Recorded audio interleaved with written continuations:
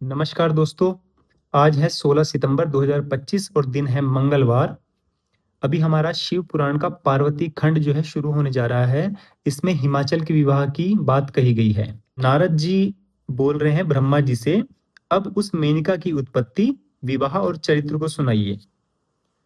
ब्रह्मा जी बोलते हैं, हे नारद, अब तुम पार्वती की माता का वह परम चरित्र सुनो जो बड़ा ही भक्तिवर्धक है। उत्तर दिशा में हिमाचल नाम का राजा रहता था। उस पर्वत का बड़ा ही दिव्य रूप था। उसे हिमालय भी कहा जाता है और उसे शैलराज भी कहा जाता है। जो हमारा हिमाचल प्रदेश है, वो इसी राजा के नाम पे हिमाचल का नाम हिमाचल रखा गया। अपने कुल की स्थिति और धर्म को बढ़ाने के लिए हिमाचल ने अपने विवाह करने की इच्छा रखी। उसकी इस बात से या इस इच्छा को देखते हुए सुनते हुए सभी देवतागण पितरों के पास गए। तो पितरों ने क्या किया? हिमालय का विवाह जो है वो मेनका से करवा दिया। अब नारद जी ब्रह्मा से कहते हैं, अब आप मेनका की उत्पत्ति और पितरों के श्राप की बात भी बताइए। ब्रह्मा जी कहने लगे, हे नारद, अब तुम इस मेनका की उत्पत्ति को सुनो। मेरा पुत्र जो दक्ष था, उसके 60 कन्याएं थी, मतलब 60 पुत्रियां थी उसकी। उनमें स्वधा नाम वाली कन्या को उसने पितरों को दे दिया, जिससे कि धर्म मूर्ति 3 कन्याएं उत्पन्न हुई। उनमें सबसे बड़ी का नाम मेनका था, दूसरी का नाम धन्या और तीसरी का नाम कलावती था। एक समय की बात है, ये तीनों बहनें श्वेत द्वीप में भगवान विष्णु का दर्शन करने गई, तो वहां बड़ा भारी समाज एकत्रित हो गया, जिसमें ब्रह्मपुत्र सनकादिक भी आए। ये सनकादिक ब्रह्मपुत्र वही हैं जो 4 कुमार थे, सनक, सनंदन, सनातन और सनत कुमार। ये 4 पुत्र वहां आए, कुमार आए, ठीक। सबने भगवान विष्णु की स्तुति की और सनकादिकों को देखकर सभी उठकर खड़े हो गए और उनका स्वागत करने लगे, परंतु ये तीनों कन्याएं उनको देखकर नहीं उठी और ना ही उनको प्रणाम किया, क्योंकि भगवान शंकर की माया ने उन्हें मोहित कर लिया था। आश्चर्य में पड़ी हुई केवल बैठी ही रही, वो तीनों उठी नहीं। उनके उस दुर्व्यवहार से क्रोधित होकर सनकादिकों ने, यानी चारों कुमारों ने, उन्हें दंडित करना चाहा और योगेश्वर सनत कुमार, जिनका नाम था योगेश्वर सनत कुमार, ने उन्हें श्राप दे दिया कि तुम तीनों श्रुति की जानने वाली हो। तुमने अभिमान में होकर हमें खड़े होकर अभिवादित नहीं किया और ना ही नमस्कार किया, इसलिए तुम स्वर्ग से दूर जाकर मनुष्य बन जाओ। अब तुम तीनों मनुष्य की स्त्रियां बनो, ठीक है। स्वर्ग में रहने के लायक नहीं रही हो तुम।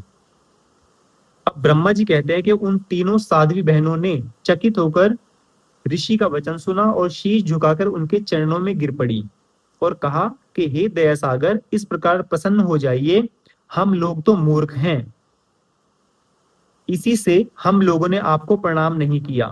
हे महामुनि, इसमें आपका कोई दोष नहीं है, इसलिए ऐसी कृपा कीजिए कि जिसमें कि हम स्वर्ग को फिर से प्राप्त कर लें। अब वे उनके श्राप के उद्धार की बात कहने लगे।